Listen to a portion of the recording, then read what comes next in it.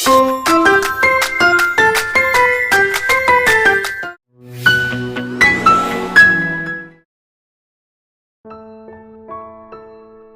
binasbasa ng Diyos si Noe at ang kanyang mga anak, at sa kanila'y sinabi, kayo'y magpalaanakin, at magpakarami at inyong kalatan ang lupa.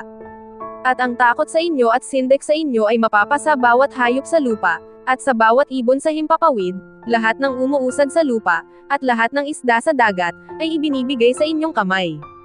Bawat gumagalaw na nabubuhay ay magiging pagkain ninyo, gaya ng mga sariwang pananim na lahat ay ibinibigay ko sa inyo. Ngunit ang lamang may buhay, na siya niyang dugo, ay huwag ninyong kakanin. At tunay na hihingan ko ng sulit ang inyong dugo, ang dugo ng inyong mga buhay, sa kamay ng bawat ganid ay hihingan ko ng sulit, at sa kamay ng tao, sa kamay ng bawat kapatid ng tao ay hihingan ko ng sulit ang buhay ng tao. Ang magbubo ng dugo ng tao, sa pamamagitan ng tao ay mabububo ang kanyang dugo, sapagkat sa larawan ng Diyos nilalang ang tao.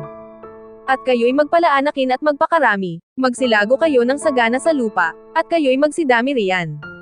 At nagsalita ang Diyos kay Noe, at sa kanyang mga anak na kasama niya, na sinasabi, at ako, narito, aking pinagtitibay ang aking tipan sa inyo, at sa inyong binhi na susunod sa inyo.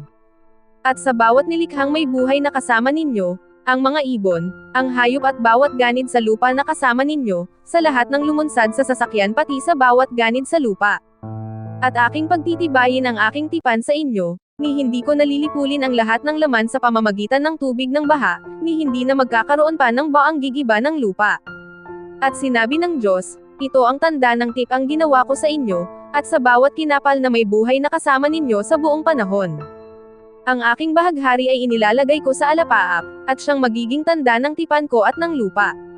At mangyayari, pagka ako'y magbababa ng isang alapaap sa ibabaw ng lupa, na makikita ang bahaghari sa alapaap.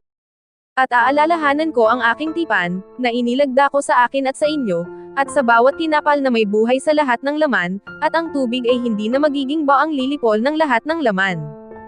At ang bahaghari ay pasa sa alapaap, at aking mamasdan, upang aking maalaala, ang walang hanggang tipan ng Diyos at ng bawat kinapal na may buhay sa lahat ng lamang nasa ibabaw ng lupa.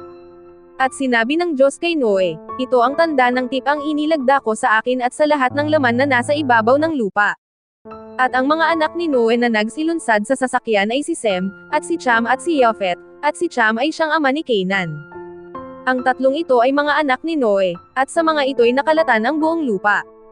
At nagpasimula si Noe na maging mangbubukid, at naglagay ng isang ubasan. At uminom ng alak at nalanggo, at siya'y nahubaran sa loob ng kanyang tolda.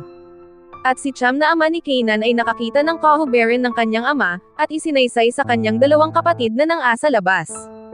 At kumuha si Sem at si Yafet ng isang balabal, at isinabalikat nilang dalawa, at lumakad ng paurong, at tinakpan ang kahubaran ng kanilang ama, at ang mukha nila ay patalikod, at hindi nila nakita ang kahubaran ng kanilang ama.